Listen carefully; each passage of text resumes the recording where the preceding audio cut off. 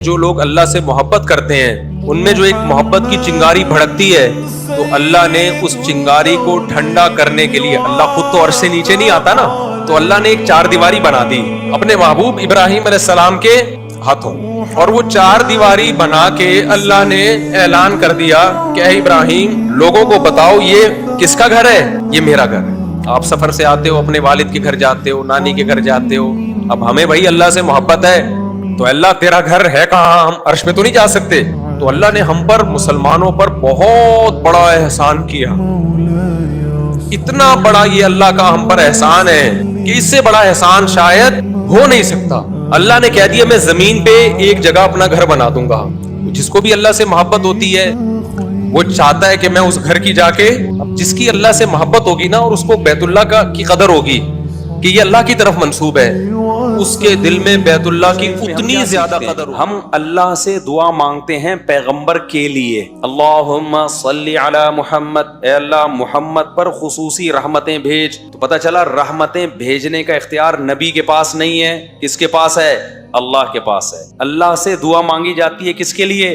نبی کے لیے۔ علماء کرام نے درود شریف کے فضائل میں جہاں وہ حدیث پیش کی ہے نا کہ نبی نے فرمایا جو مجھ پر ایک دفعہ درود بھیجتا ہے اللہ اس پہ 10 رحمتیں نازل کرتا ہے، درود شریف کی جیسے یہ فضیلت ہے نا، تو علماء نے بیان کیا درود پڑھنے کی ایک فضیلت یہ بھی ہے کہ اس سے انسان توحید کے عقیدے پر قائم رہتا ہے، وہ یہ سمجھتا ہے کہ جیسے میں اللہ کی رحمت کا محتاج، پیغمبر بھی اللہ کی رحمت کے محتاج ہیں، ہاں ہماری دعاؤں کے محتاج نہیں ہیں لیکن اللہ کی رحمت کے بہرحال محتاج ہے۔ ہم درود نہیں پڑھیں گے تو اللہ خود ہی آپ پہ رحمت بھیج دے گا، لیکن ہمیں حکم کیوں دیا جا رہا ہے؟ تاکہ ہمارا عقیدہ عیسائیوں والا، آپ نے فیصلہ کیا اور نقصان ہو گیا تو قرآن کہہ رہا ہے پھر بھی مشورہ ہی کرنا ہے۔ غزوہ احد میں نبی صلی اللہ علیہ وسلم نے مشورہ کیا کہ مدینہ کے اندر رہ کے لڑنا ہے یا مدینہ کے باہر۔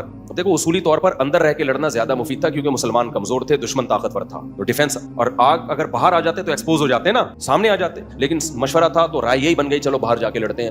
باہر لڑے، نقصان ہو گیا، شکست ہو گئی، 70 صحابہ شہید ہو گئے۔ اب کسی کے دل میں یہ وسوسہ آ سکتا تھا بھائی آئندہ ہم مشورے نہیں لیں گے، یا نبی کے دل میں بھی خیال آ سکتا تھا آئندہ میں ان لوگوں سے مشورے نہیں لوں گا، یہ جب مشورے دیتے ہیں دیکھو ان کی وجہ سے ایسا ہوا ہے۔ لیکن قرآن کہہ رہا ہے اے نبی آپ نے ان سے مشورہ لیا اور ان کے مشورے پر عمل کیا اور شکست ہو گئی، تو کیا مطلب اب ان سے مشورہ نہیں لینا؟ نہ شاورہم فی الامر، آئندہ بھی کیا کرنا ہے؟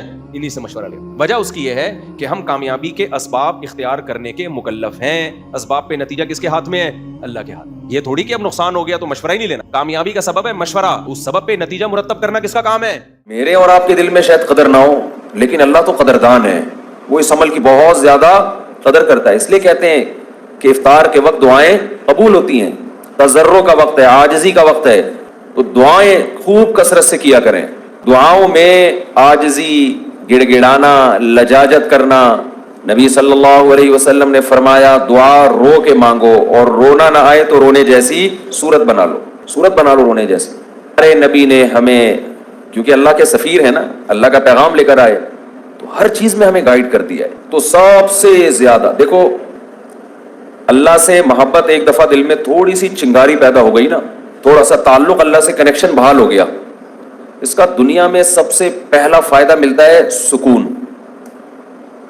اس کا جو دنیا میں سب سے فوراً کیش فائدہ ملتا ہے نا، کیش، وہ کیا ملتا ہے؟ سکون۔ آدمی اپنے آپ کو محفوظ سمجھنا شروع کر دیتا ہے کہ یار میں نے اپنے آپ کو کس کے حوالے کر دیا؟ قاری صاحب چھٹی نہیں کرتے نا، تو وہ مدرسے کے بچے چاہتے تھے ہمارے جو قاری جن کا نام عبد الغفور ہے یہ چھٹی کریں، چھٹی نہیں کر رہے تھے، وہ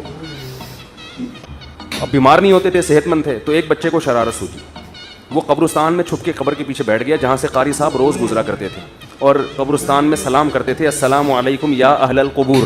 تو ایک دن قاری صاحب گزرے، قبر کے پیچھے بچہ چھپا ہوا ہے، قاری صاحب نے کہا السلام علیکم یا اہل القبور، قبر کے پیچھے سے آواز آئی وعلیکم السلام بھائی عبد الغفور۔